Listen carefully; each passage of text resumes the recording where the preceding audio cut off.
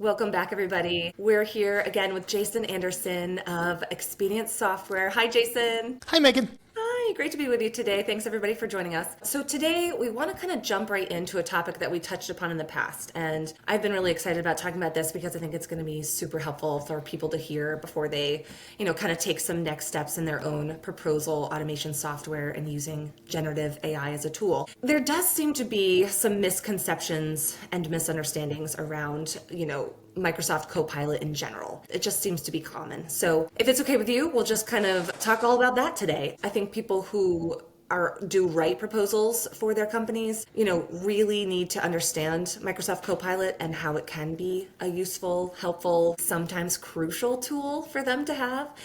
So let me ask you, we'll just start off, what are you seeing as the most common misconceptions and misunderstandings with Microsoft Copilot right now? Great questions, Megan. I am excited to chat on them. I will tell you that there are a handful of things, probably 3 or 4 big common threads of concerns I've heard people share with me.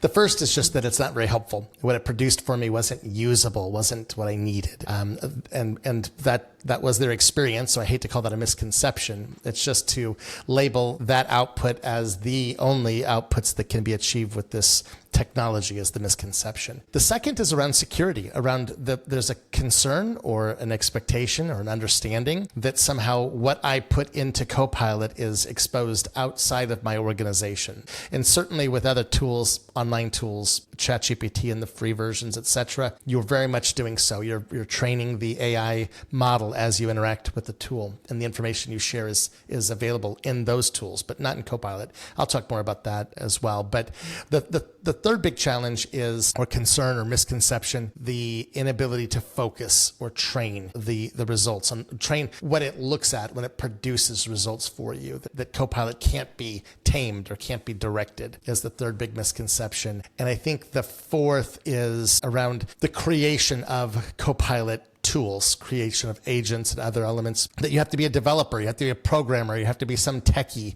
in order to use these tools. Those are probably the 4 biggest misconceptions that I'm hearing today about Copilot specifically. Lots to unpack there. Let's just start right with the first one that you mentioned. Why do you think people are finding it unhelpful or think that it's unhelpful? That's a great question. I think that more often than not, there's probably one of 2 things that are at play, and maybe both of them. It may be the approach that they used to use Copilot. We're all learning, and that's perfectly okay. But as we're learning how to be better prompt engineers, write better prompts, give it better context, give it better direction, that was a kind of a garbage in, garbage out, probably is what drove a little bit of that misconception. And not to poke fun at the garbage in part of it, we're all, like I said, learning. So with less advanced prompts yesterday, we probably had less than wonderful results yesterday. But the second part of it is that Copilot's rapidly evolving. So depending on how and when and how you try to use it and what approach you took, and even just where that technology was at with that go, it may very well have been underwhelming yesterday, but more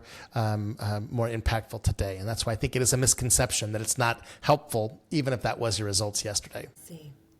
All right. So security then, you mentioned that as a number 2. Obviously, that's a humongous concern. So what would you say to people who have that as their top, it's not secure, they're worried about that as their number 1. What would you say to them about that? Agreed. So it's obviously a very valid concern. We have to always be mindful of security, especially in corporate environments. But it's important to understand that Copilot is deployed behind your firewall, and what your prompt, what you expose, how you can direct it to even allow results to come in from the web.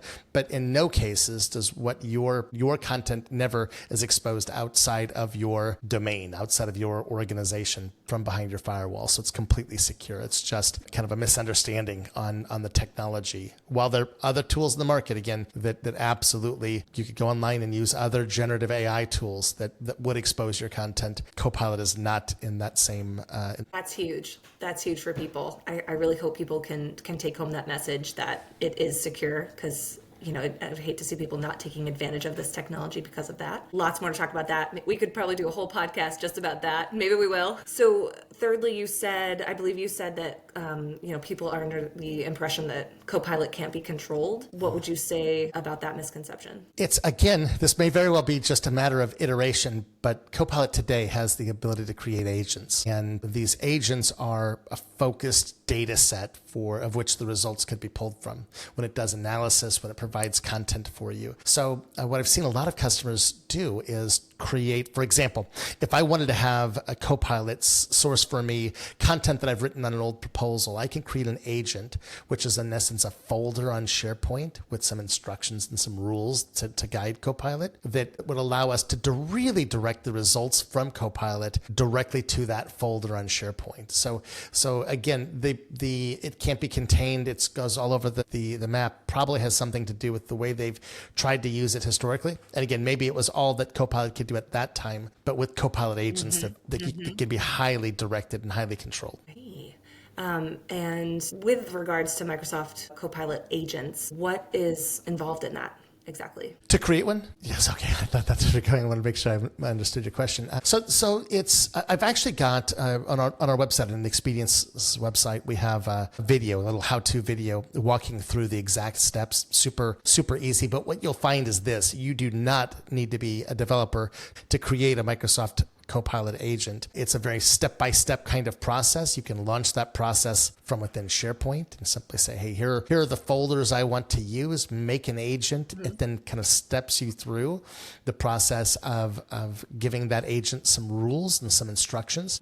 Very, very simple to do. And again, a process that any of us can do. We don't have to be a developer to create an agent. Amazing. That's great. I mean, you've covered a lot here. I hope that that people really find that useful. If people are considering moving forward with Copilot, does Expedience have resources that can offer some help for them? Absolutely. Yes. So first thing, I just mentioned that video on the website. So there's some things that are just generally available, but you can click the Let's Talk button and reach out to us. If you're a proposal person and you're wanting to explore proposal automation more broadly, or how Copilot could be brought into your mix of technologies to help create some new efficiencies, then we have tools and tech and tips and ways that we can just engage directly to help you as well. So absolutely would love to help if you're in that spot. Great. Wonderful. Thanks so much, Jason, for your time. Really appreciate all the information. Super helpful for everybody out there. Thanks a lot. As always. Thank you. Talk soon. Bye-bye. Bye. All right.